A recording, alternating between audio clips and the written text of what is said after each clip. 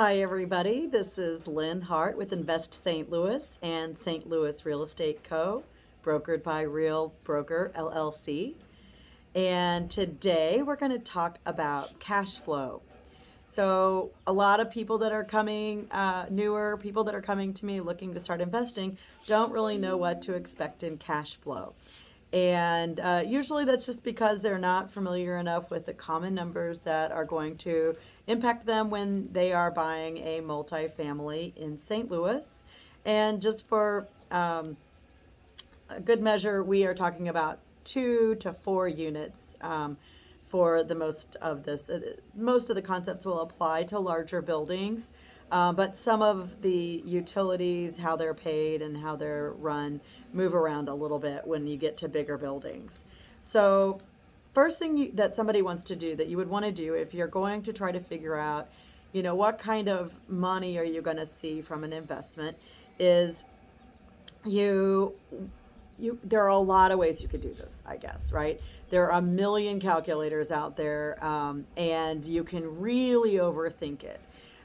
Everybody has their own way. I tend to go down a little bit more of a simple path, and I'll explain why. Assuming that you're a first-time buyer and that you're using a loan, here are some things that you're going to want to figure out first, right? First, what kind of loan are you going to have? What is your payment going to be? So you want to know, maybe through talking to your lender or using a mortgage calculator, what is your principal and interest going to be? And then what are the taxes on the property that you're looking at? What are those going to be on an annual basis or divided by 12 to go into your monthly payment? And then as well, what is your insurance likely to be? And you can get a roundabout from your insurance provider, or just comparing to similar properties. Or if you're looking at financial numbers from a specific property, it will usually have the insurance number in there. So that's an annual number for taxes and insurance. You're going to divide by 12 and add that on to your principal and interest. So if you're not familiar with the PITI, P-I-T-I, terminology, principal, interest, taxes, and insurance, I would do a little Googling on that and understand what it is. Those are the 4 things that make up your monthly mortgage payment. And why is it important? Why can't you just go with whatever payment? Is because at least in St. Louis area, the taxes, specifically the taxes, and in some cases the insurance, are going to vary by neighborhood and by property, by the assessed value of a property, and the neighborhood values will drive things up as well, right? So you really want to take a look at that, and so what you'll find is in a higher neighborhood, say like a or a B neighborhood, your taxes are going to be significantly more than a C class type neighborhood, right? And so that will mean that your payment is lower and you may have more cash flow. So it's important to study all of those things. The next thing you want to know, if you don't already get these concepts, is you want to know gross rents, so the gross annual rents, meaning just the amount that comes in before anything else. Then you want to know the operating expenses and and which of those are fixed operating expenses. Fixed meaning you can pretty much count on them, like water, sewer, trash, taxes, and insurance. They are a steady amount that pretty much is the same all the time, right? It may go up a little bit every year, but it doesn't vary too much. You may have some variable expenses, like if you are paying electric in any sort of common area. Very rarely you're actually paying electric or gas for a tenant individual. Usually those are metered individually, and therefore the tenant is paying them. But if there were any of that, it would be rare, but you should be aware of it. And what you'll do is, on an annual basis, you should take your gross rents and subtract I tend to do just fixed operating expenses, and that's why I say I'm simple. I'll explain that in a little bit. But you want to subtract your operating expenses, your fixed operating expenses, to get a projected net operating income. Now, that net operating income isn't exactly cash flow. Why? Because it doesn't include your mortgage, so you're going to have to remove your mortgage and take your mortgage out of that. It's not going to include any maintenance or property management, etc. So, why do I not include those? One thing to keep in mind is just two things. Just because the current owner is managing in a certain way doesn't mean that you will manage the same way. So their expenses may not be your expenses. They may not have done any maintenance at all, and you may have a different viewpoint on doing maintenance and might spend it entirely more than they do. Or vice versa. They could be really over improving the property, or doing shortcut repairs that cause them to have to repair and do multiple things. So it's hard to assume, unless you're going to stay with the exact same property manager and make decisions in the exact same way, that your maintenance costs will be the same.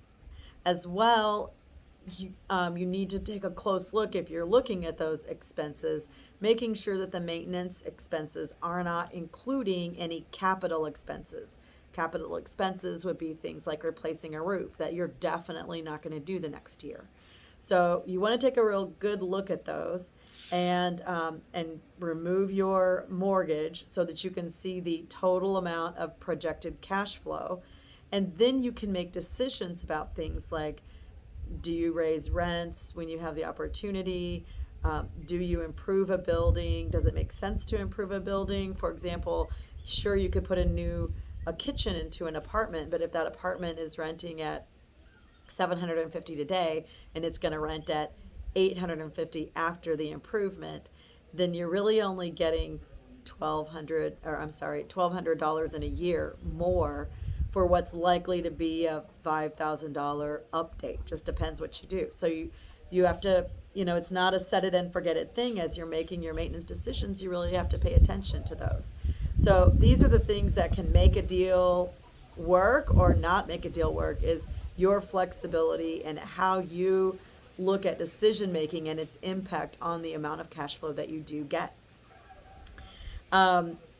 So typically, the other expenses, those operating expenses that I mentioned that are fixed, are going, in addition to taxes and insurance, they're going to be your water, sewer, and trash.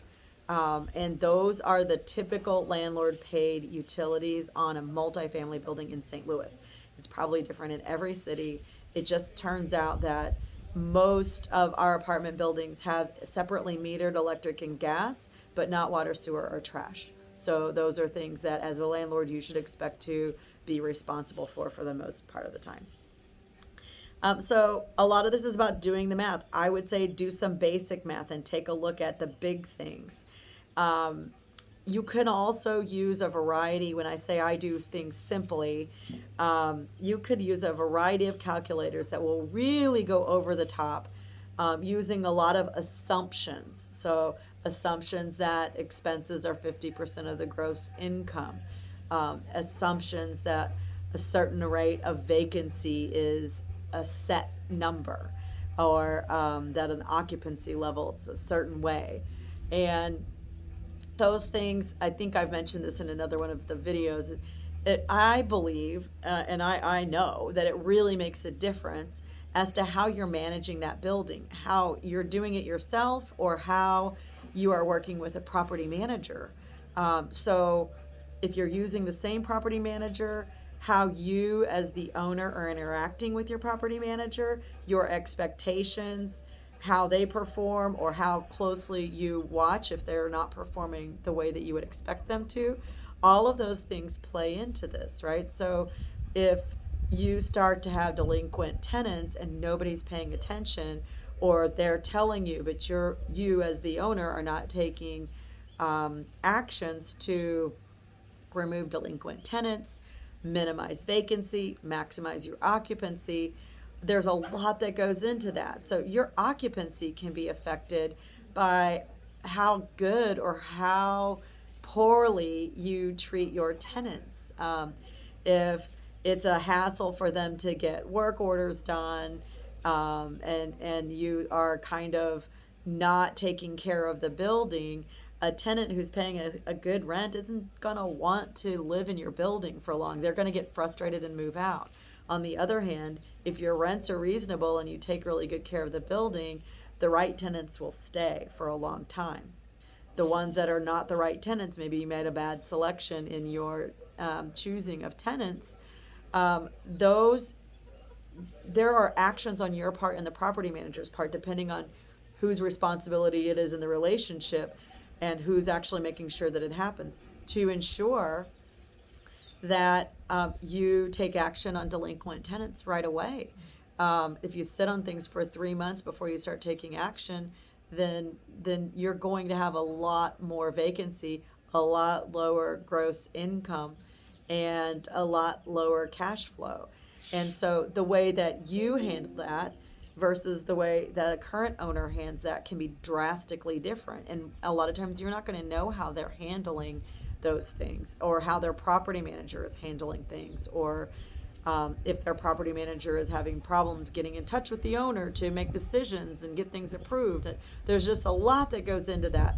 So when I am buying and I'm looking at something, I am more looking at what I know that I can do. And I know that's hard when you are brand new and you haven't bought a building yet. But that's part of the reason that I'm got some of these videos for you. So we're going to do one on things to think about when you're working with your property manager, maybe more than one, right? So that it's not a super long video, but you have a role. You're still the owner. You're paying somebody to take care of buildings. But